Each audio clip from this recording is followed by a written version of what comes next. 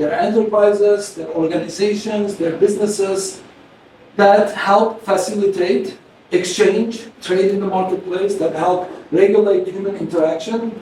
So in an economic context, they can include institutions such as insurance companies. The objective of the insurance companies is to mitigate risks and uncertainties. We're going to talk about the evolution of these institutions. Assurance companies, in this respect, we're going to talk about how assurance companies validate brand reputation and the efficacy and efficiency and ensure trust in transactions.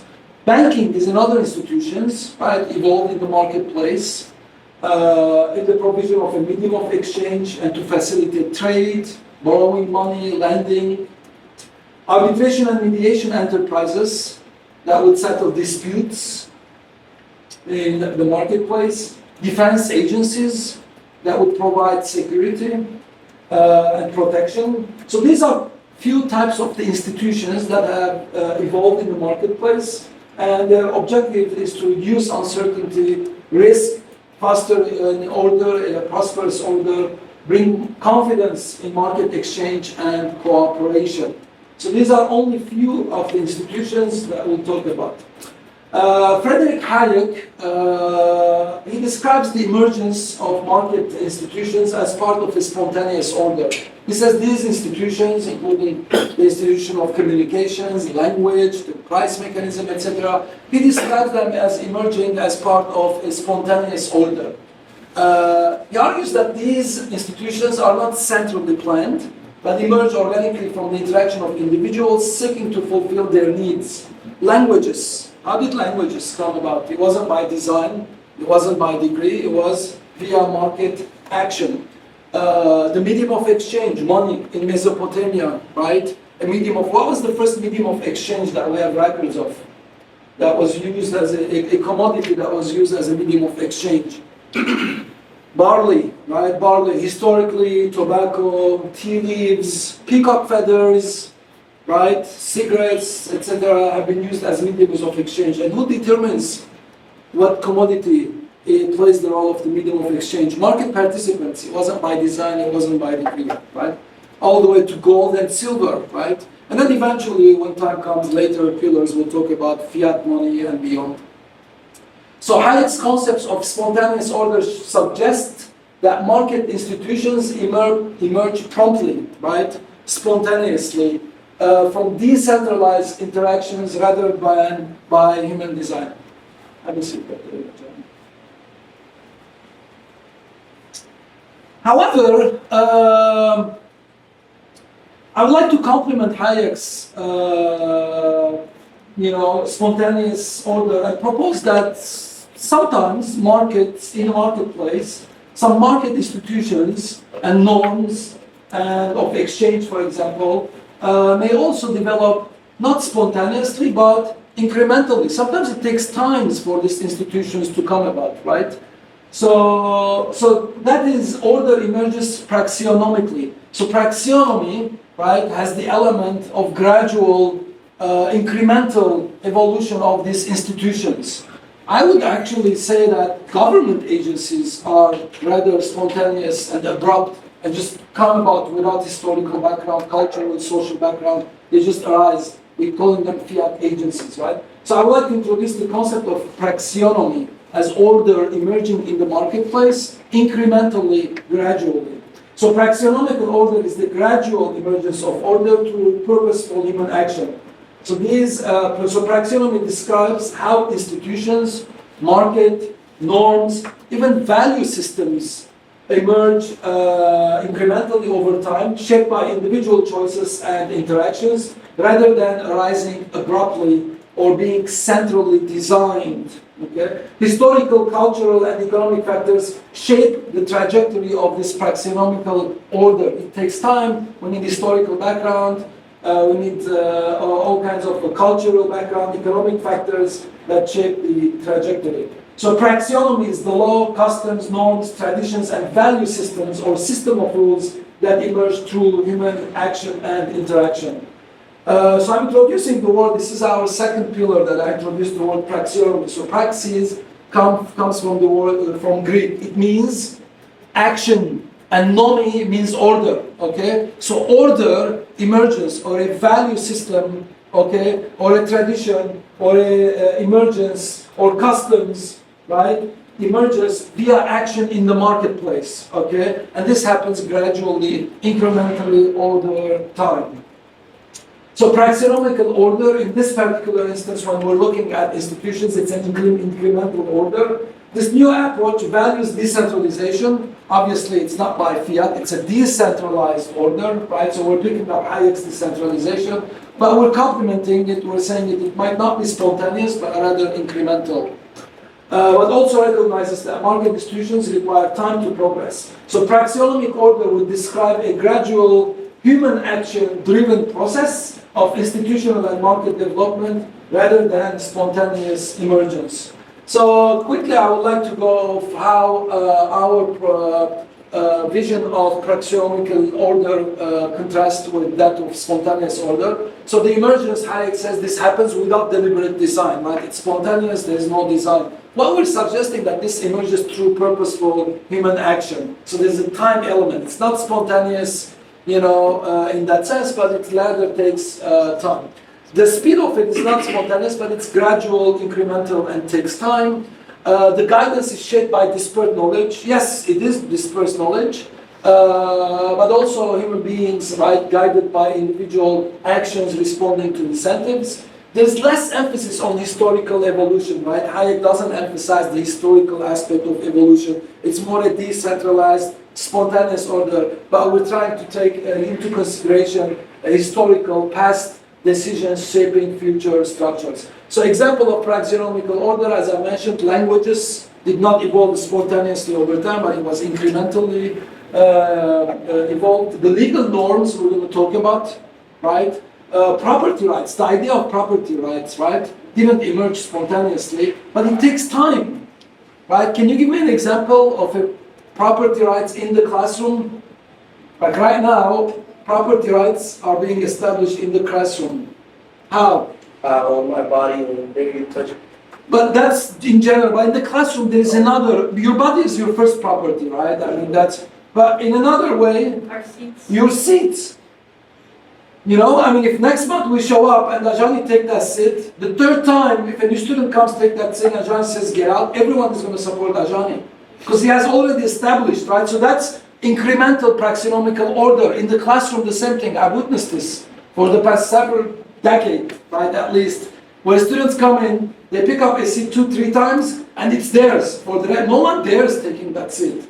If somebody comes, a new student walks in, and everybody would support the student claiming, please, that's my seat, take another seat, everybody. So that's praxenomical order emerging in the marketplace incrementally. You have to establish, right, your ownership of that particular seat. Imagine if you take that seat and you clean it up, you clean your desk, right, you fix the broken legs of the seat, then it's yours forever, you stamped it. So that's the idea of property rights evolving praxeonomically in the marketplace. So, on the other hand, actually I would argue that spontaneous, right, order is government agencies. Think about those, right? Abruptly, overnight, there was no such entity. We have the Department of Government Efficiency. Boom, it comes into existence. It's overnight, it's not evolutionary, right? There's no historical cultural background that led to the evolution of that particular institutions. So it's government institutions that actually evolve, are born spontaneously, and they operate as monopolies, right? There's no competition to government agencies. Market institutions are always under the threat of competition, under the threat of bankruptcy, but these government agencies are monopolies without any market feedback. Let me give you some ideas which agencies I'm going to talk about, and then I'm going to come back, revisit each one, at least a few of them, and give you the market alternative. Okay? So government agencies such as FDA, the Food and Drug Administration, it is a monopoly. It provides assurances. What are the assurances? Safety and the efficacy. Safety and the efficacy of a particular drug, right? Or a machine. The EPA, Environmental Protection Agency, the FAA, right? The DMV, the United States Trade and Patent Office, USTPO, the SSA, FCC, SEC, OSHA, HUD, CBS, TSA, the USPS, police agencies at the federal level, the FBI, you have the DEA, you have the ATF, state level police agencies, and legal and judicial agencies, right? The provision of security, the provision of arbitration and mediation, the Department of Justice, courts at the country level, state level, city level, right? All of these are monopolies. So the question, what I'm saying is, what would this, if these agencies did not exist by fiat, by decree, these are coercive agencies, they operate under the, not the bureaucratic, they operate under bureaucratic management systems rather than for-profit management, right? What would happen in the marketplace if these agencies don't exist? You think there's going to be a chaos? You think anyone, a butcher is going to say, oh, I'm a doctor, I'm a surgeon, and people are going to line up to have an open heart surgery, and the result is a butcher, not a doctor? I mean, you think the marketplace, people are fooled that if in the absence of these agencies, I'm going to throw something out there in the market, I'm going to say, oh, this will take away your sickness, and you just buy it without verification, without another assurance company, third-party guarantors. Right? There are marketplace third-party guarantors that actually guarantee the quality, the efficiency. They have a history, right? There are market ratings. There are contractual agreements. So there are all these mechanisms, right, in a free market that will provide the assurances that you're looking for. Okay, but they have been crowded out. Crowded out means they don't actually exist today because the governments have weeded them out, right? I mean, they do it, so why? So there is no market evolution in these institutions. So these fiat agencies are bureaucratically managed, okay, and unaccountable to consumer preferences. So market institutions, on the other hand, as we're going to introduce shortly, are responsive. They are adaptive to consumers' preferences. How do we discover consumer preferences? Via the price mechanism, right? How do we discover whether we're creating something that society desires, the marketplace desires, or don't? Via the private motive. How do we know if we're efficient? Yeah, we're making profits. That's a sign of efficiency, right? So I would like to throw out there the idea that as economists, when I see a price, I don't see it that's an accounting relative measure, right? So prices, or I don't see profits as, profits over total revenue minus total cost is profits. We see more to these variables than just accounting measures. When you're making profits, that means you're taking resources, right? Raw material, you're adding some labor, some technology, and you're producing goods and services that has more value. That means you're doing something good in the marketplace. You're not wasting scarce resources in the marketplace, right? So profit is not just an accounting measure, it's just telling you that you're creating value in the marketplace. Same thing with prices, right? The price of a good goes up, relative prices. It's not an accounting measure for a market economist, but rather the prices reflect consumer subjective preferences. Okay, how are your preferences revealed in the marketplace? Via the price mechanism. That's why I call it, this is a mechanism. It's like a market democracy. Every penny is a vote. You're telling the rest of the world, I prefer green apples over red apples, right? So when you go to the market, all you have to do, you don't have to vote. You don't have to send out in social media. You don't have to scream loud, tell society that you like green apples over red apples. All you have to do, go to the market and buy more green apples. The price goes up, that sends a signal. So the price mechanism is like the central nervous system, right? It's like the central nervous system of the economy that binds consumer preferences, right? And it sends a message to the producers to produce certain goods and certain services. So market institutions are responsive, they are adapted to consumer preferences. If an institution fails to meet the needs of consumers, it is replaced by a more efficient one. Poor performance leads to a loss of business. Government agencies, on the other hand, often remain rigid. They are slow to change to bureaucratic processes. They lack direct accountability and often shielded from the consequences of poor services. They do not go bankrupt. None of these agencies will go bankrupt. right? You should always be at the threat of bankruptcy.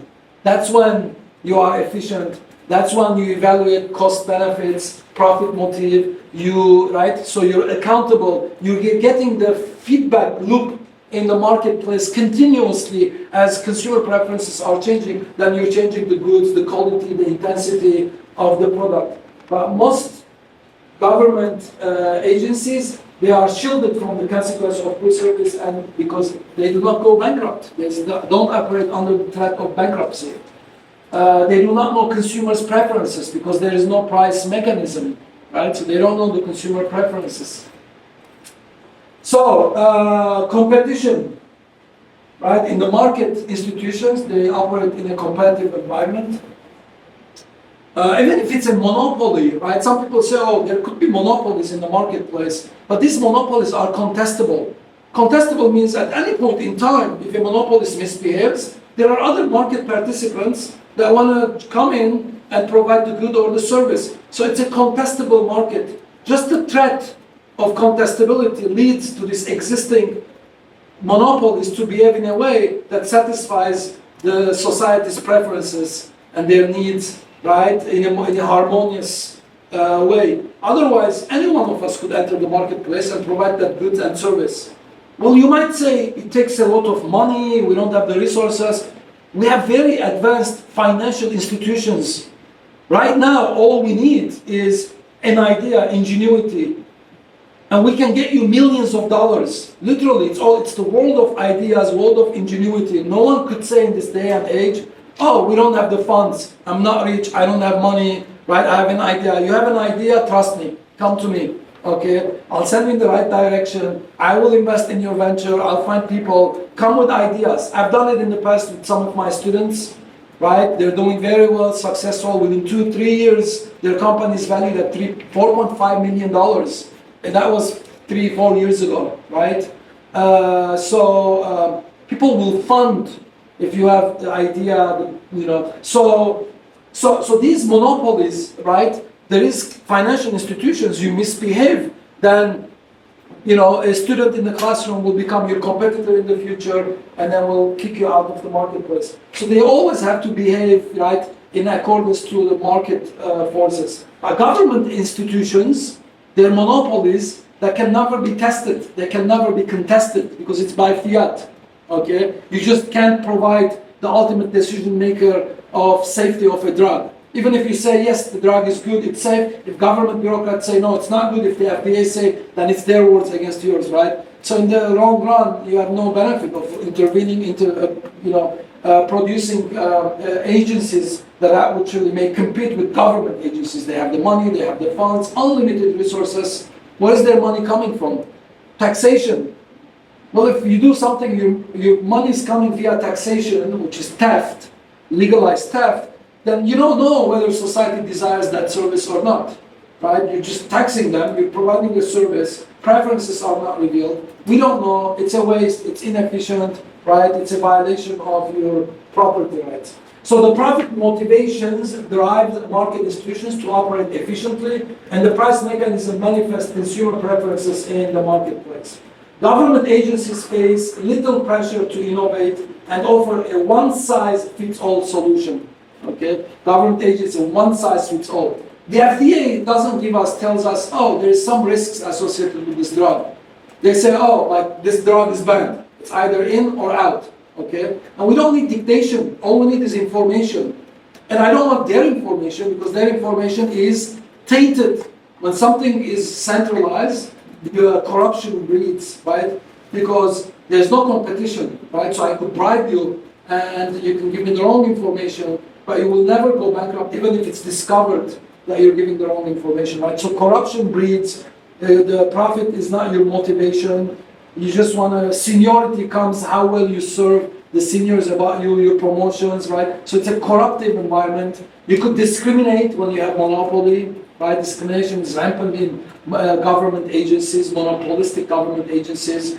You don't necessarily need to hire the best, because you're not making profits, right? So you hire the people that are aligned ideologically with you, they have the same skin color, they have the same religion as you, right? So think about all this discriminatory behavior that takes place in government agencies. In the marketplace, you can't discriminate.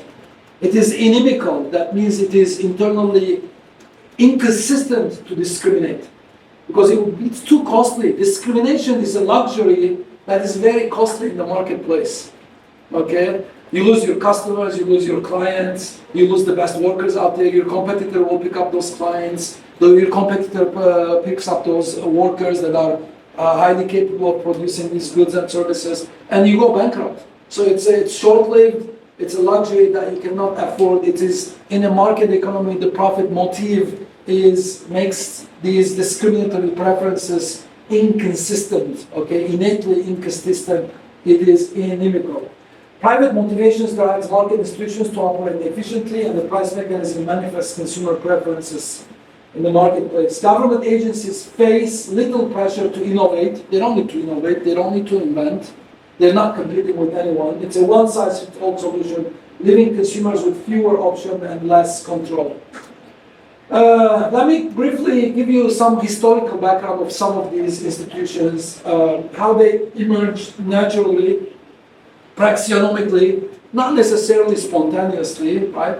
To facilitate peaceful exchange, cooperation. By understanding the historical roots, we can appreciate, right? So if you understand the historical roots of the emergence of these institutions, market institutions, we can appreciate how market participants via action shape these institutions. I'm going to provide several brief introductions, right? Later on in pillar number 4, we're going to come back, talk about the emergence of money, the role of money in market society. We're going to look at some boom-bust cycle, inflation, etc. But a brief introduction. Originally, human beings used a barter system. I give you an apple, I get an orange, right? But there's a problem with that. It's called, the most important problem is the double coincidence of wants. Right? So if I have an apple and I need a banana, right? I come knocking on your door, I said, Matthew, do you have bananas? I have apples. You say, yeah, I like your apples. I want apples, but I don't have bananas. Right? So there is no trade. I have to be knocking on each individual's doors in a village, try to find someone who wants apples, and in return he has what I want. So he wants apples, I have the apples, and I want bananas in return, and he has banana. So double coincidence of wants, right? So there's no deeper division of labor. I mean, there's no specialization. There's not much trade is going on. Trade is limited, is restricted, right? So in the marketplace, imagine some villager knocking at, at Kunmi's door saying, hey, Kunmi, I have the apples. I know, I have the apples, and you don't have bananas in return, right? But Ajani says, yeah, I don't have bananas, but I really want your apples. And Ajani convinces me, says, you know what? I'm going to give you barley instead. And my next door neighbor, right, Ajani, has the bananas that you want. Believe me, he will accept barley because everybody likes barley. Barley is the most marketable commodity. So once I'm convinced, if one individual is convinced, I said, okay, I give you the apples, I take the barley. I knock on his door. I said, do you have bananas? He says, yes, but I want watermelon. I'm like, I don't have watermelon, I have barley. But it turns out everybody likes barley, right? You can go to, Ablai's house, you can give him the barley and get your watermelon. So once 2-3 people use barley as a medium of exchange, naturally, incrementally, gradually, praxionomically, barley emerges as a medium of exchange. And historically, that's what happened with barley in Mesopotamia. And where is Mesopotamia? Current day, Middle East, in particular, Iraq, right? The Tigris and Euphrates river system, Iraq is where the Mesopotamia was. So that's what we have records of, barley playing the role of the medium of exchange.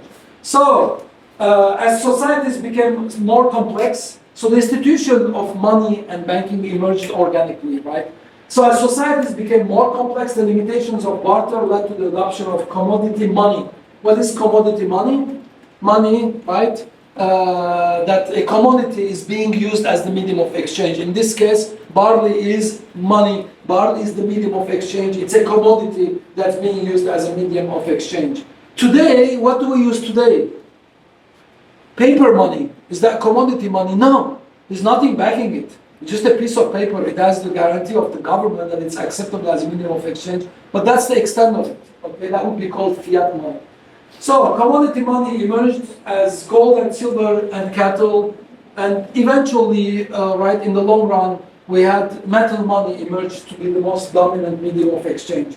Austrian economist, especially Karl Menger, the founder of the Austrian School of Economics, he emphasized that money is not a government intervention, but it is a state of affairs. So in the marketplace, in the state of affairs, money emerges, right? In his book, towards the end, the last chapters, right, he talks about the emergence of money.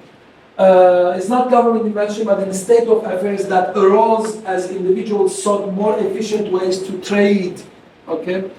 And trade, why is trade important? Trade is what binds us together. It's the glue that binds society together. And what is trade based on? What is the foundations of trade? Trade is based on our differences in aptitudes. We call it comparative advantage. Trade is based on our inequalities in our aptitudes.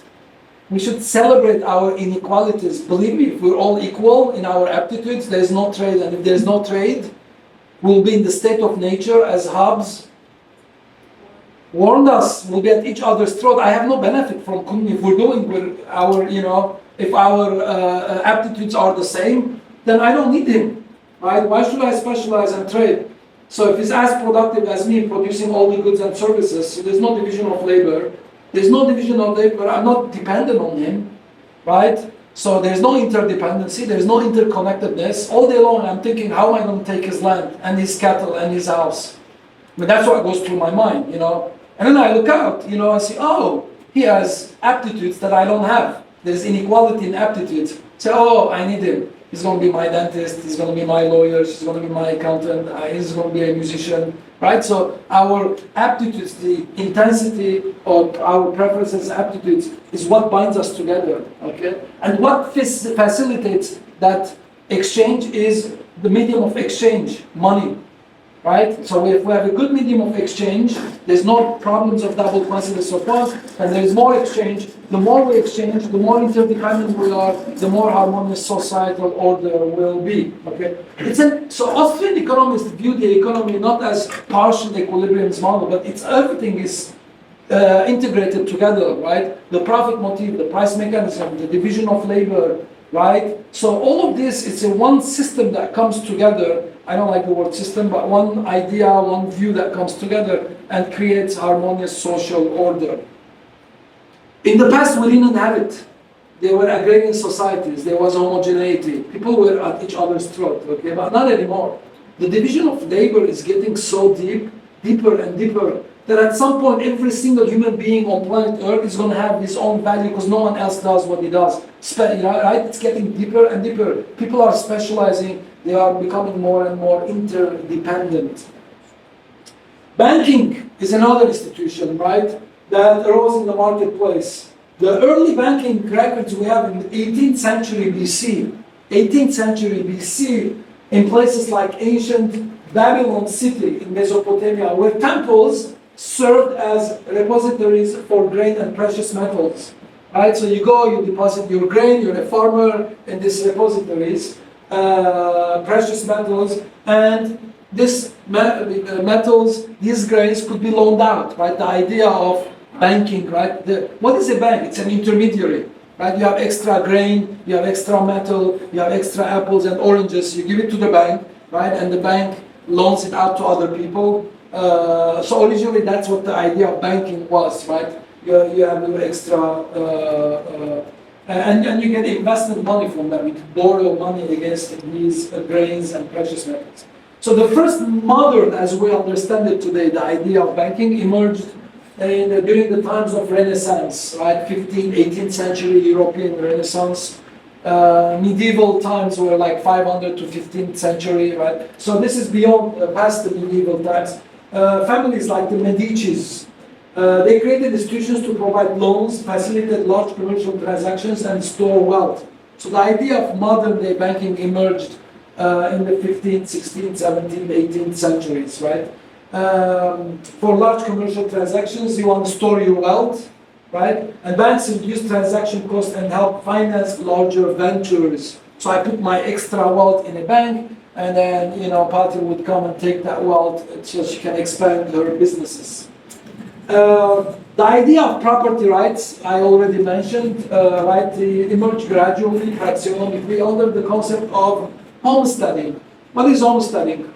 It's the idea, you pick up a seat in the classroom, right, and you clean it up, and you fix the handles, you mix your labor with it, right, you fence it, you irrigate it, you tame the animals, right.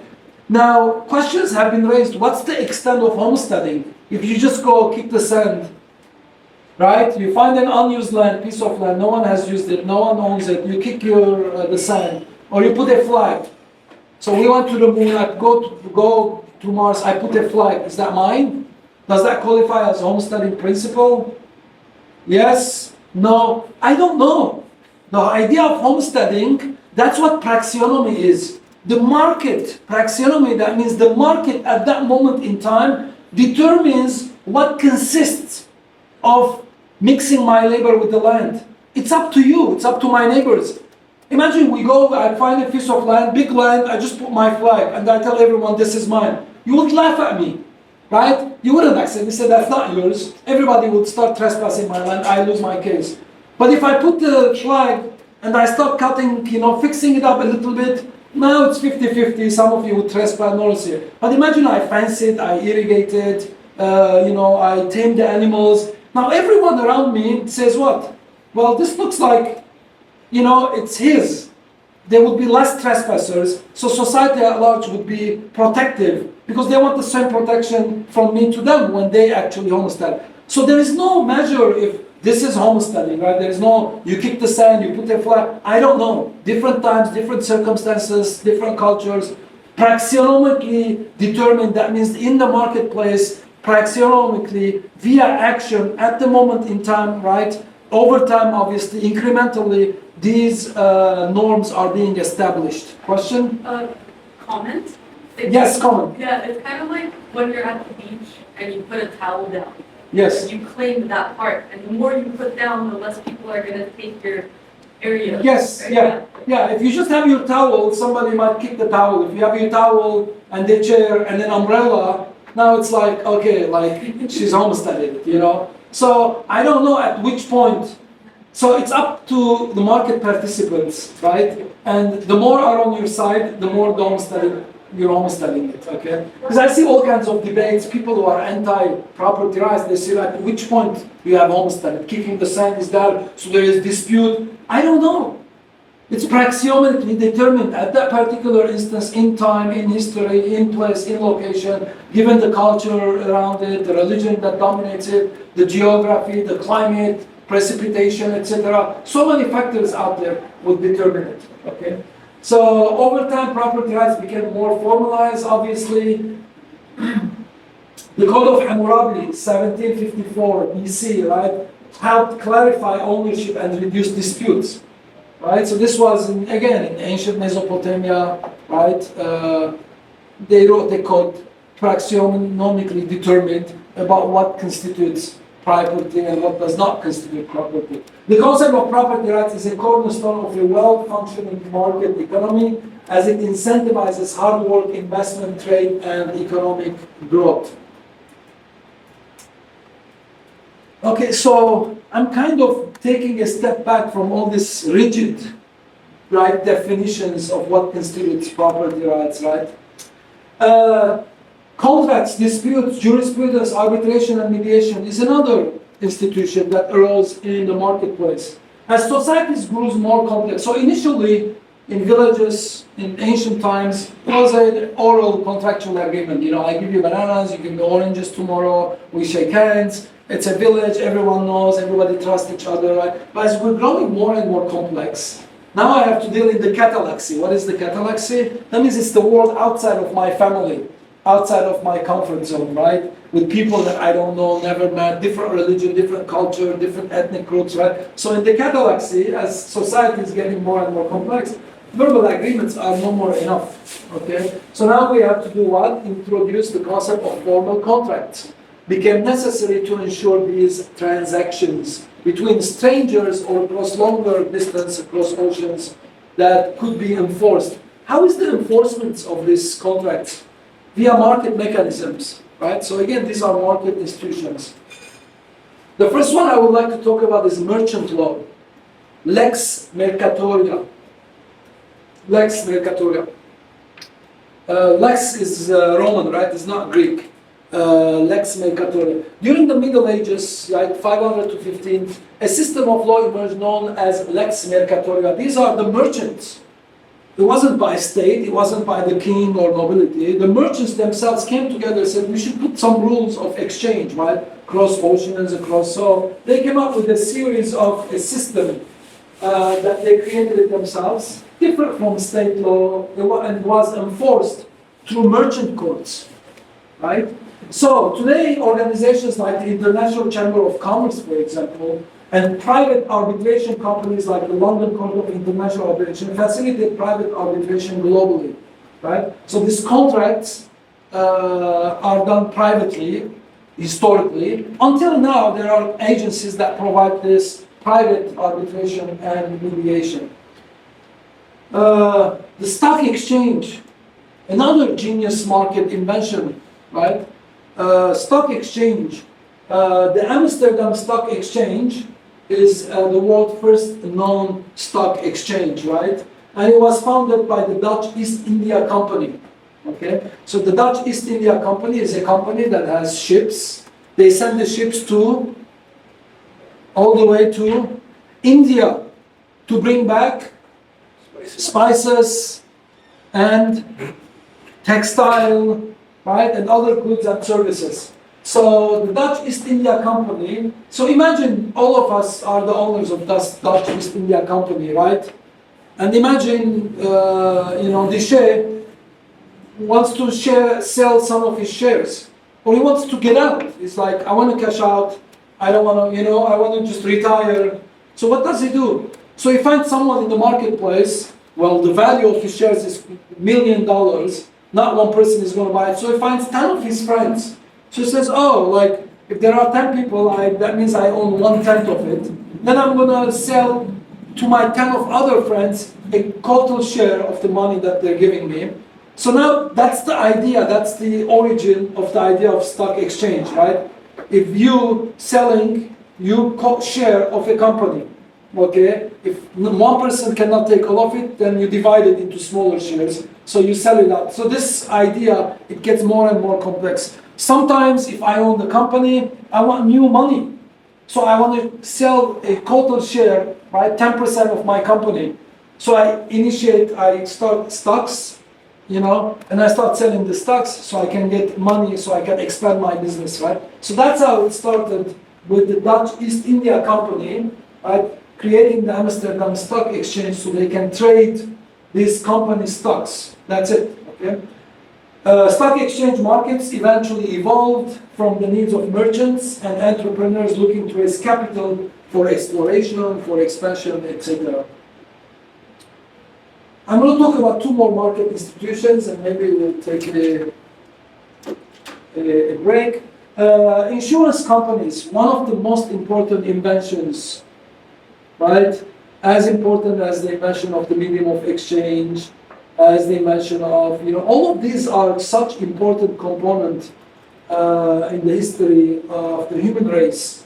Insurance, the concept is about risk management. It takes back all the way to Europe where merchants, right, these merchants that they were sending their ships to India, they pooled their resources together to ensure, to cover the loss of a cargo in long distance trades.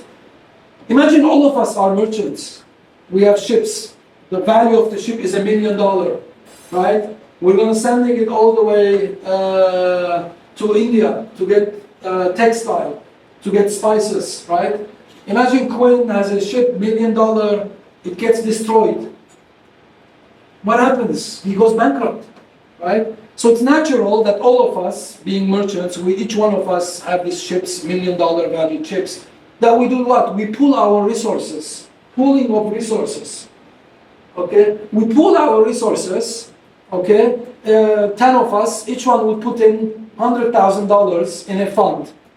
right? So if Quinn's ship gets destroyed, right, it sinks in the ocean, then all he's losing is $100,000 because he takes the rest of the money from the pool, the $900,000 from us. So he's back with $900,000. He can continue, build another ship and continue, right? He doesn't go bankrupt, right? So it's like, that's the idea. That's how it started. The idea of insurance started with the merchants trying to insure their ships, right, from pirates, from destruction. So they pooled their resources. Now, if we're only 10 people, we don't need anyone to organize it. We just come together. I said, guys, this is the fund. Each one would put 100,000, and in case for the next 5 years a ship sinks, he can get the money. But imagine if it gets larger and larger and bigger.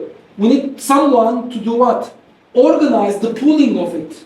Okay? Organize the pooling. His ship is valued at $500,000. His ship is valued at $3 million, right? So someone needs to organize the pooling. That entity became the insurance company. Okay, so the insurance company, all it does is pooling, right, the risk, pooling resources for uncertainties and risks. That's what it was. It was a pooling contract. First time it was signed in 1347 in Genoa. By the 17th century, obviously, modern private institutions have begun to emerge. Lloyd's of London was founded late in the 1600s, began in coffee house where ship owners, merchants, insurers, organizers of this pooling would meet at the coffee shop, right, to discuss mostly maritime risk. Lloyd's became a world leader in the insurance industry, built entirely on private initiatives, okay?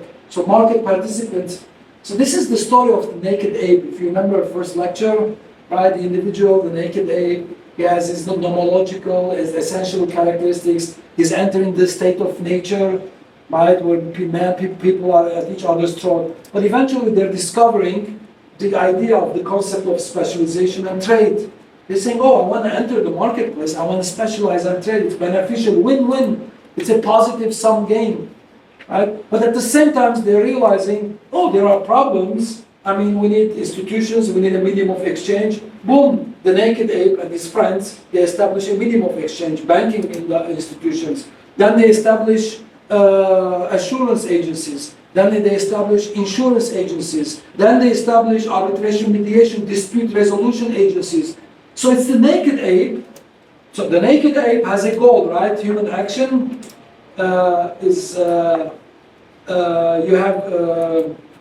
it has a goal, right? To achieve the goal, right? You can do it on your own, right? If I want to get to the moon, I need to work, I need to specialize, get all the ingredients, put a rocket, right? And then go with the rocket to the moon. So in order to achieve your goal, you enter society, but there are problems, right? You need protection, you need insurance, you need a medium of exchange, you need assurance companies. All of this you're going, right? The self-interest brings you to society, and you're creating these institutions to facilitate for you to get your own subjective ends. We don't know what those ends is subjective to the individual, right? That's the story. The naked ape is now in the marketplace kind creating these institutions. So Lloyd's of London, right? It still exists. It's one of the most dominant insurance companies, Lloyd's of London. Ajani, do you know why it's called Lloyd's? Who's Lloyd's? Not sure. Who do you think is Lloyd's? Huh? They're louder? David? No. It's the solution to the riddle, Narek, is here. It's in this paragraph. It's the name of the coffee house. It's not the name of the coffee house. It's the name of the coffee house owner. Lloyd is the name of the coffee house. He has nothing to do with it. He was a nobody. He just owns a coffee shop. Just because the meetings are happening, his name is Lloyd's. It's the name of the coffee house. So Lloyd's is the owner of the coffee house. And then we have Lloyd's of London, the most dominant insurance company in the world. They insure everything. They insure your tongue, your taste buds, your hair, anything you imagine, okay, is insurable. Who are the people, what are they called, that they evaluate cost benefit? Actuaries, actuarians. It's a nice major, right? Some universities offer like a degree in actuarial studies, discounted time, etc. finally, I would like to talk about assurance companies. What is an assurance company? Assurance company assures that a particular drug is safe and efficient, right? Government agency would be, comparable government agency would be the FDA, Food and Drug Administration. What do? They assure that a particular drug is safe and efficient, right? So FDA. But we do have, the marketplace could provide this assurance institutions more effectively, more safely, right? So their products, so these assurances, they may offer explicit safety assurances backed by financial commitments. Sometimes you buy a product, there are warranties on it, right? Sometimes there is a money-back guarantee. Reputation is another example of a market-based assurance system. What is reputation? Well, it's an informal assurance mechanism. Businesses with strong reputations for honesty and reliability are more likely to attract consumers, they're more likely to attract partners. These types of mechanism, assurance based on reputation, we see it on online platforms such as eBay, Uber, Airbnb, right? There's a reputation, your ratings go up, your rating goes down. So the market mechanism, there are agencies that actually provide Rotten Tomatoes for movies, IMDb, So you have all these market entities that use reputation and rating systems to build trust among market participants. So I don't need government intervention assuring me, like the FDA, right? Market agencies do it much better because they're run by, they're motivated by profits rather than bureaucracy. So assurance or third-party guarantors would emerge naturally to verify safety, mitigate risk, provide guarantees, all without coercion or bureaucratic. So in conclusion, again, the story of the naked ape.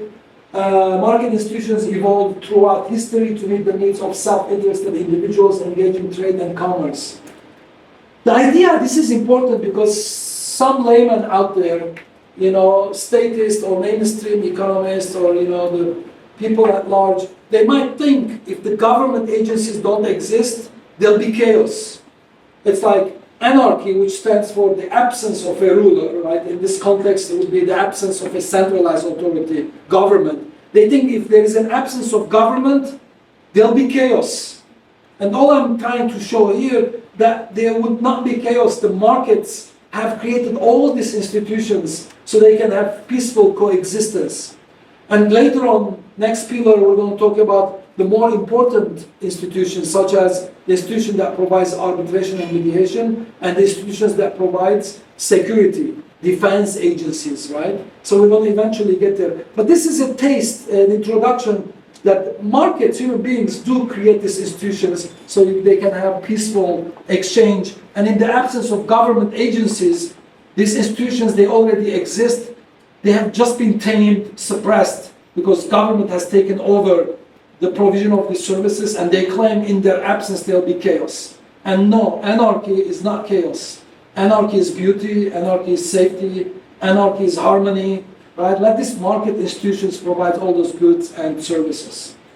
Anything that goes through your mind, from like an absence of security, arbitration, police, courts, the FDA, what would be the market alternative to that, So we have the answers. Okay, we have the answers. I provided some of them. I provided some of the foundations, but we'll look more and more to these. So the praxionomical, incremental, and decentralized. Praxionomical, incremental, and decentralized nature of market institutions enables them to innovate and evolve, making them essential to the functioning of a dynamic and prosperous economy. This is the end. So we're going to stop here.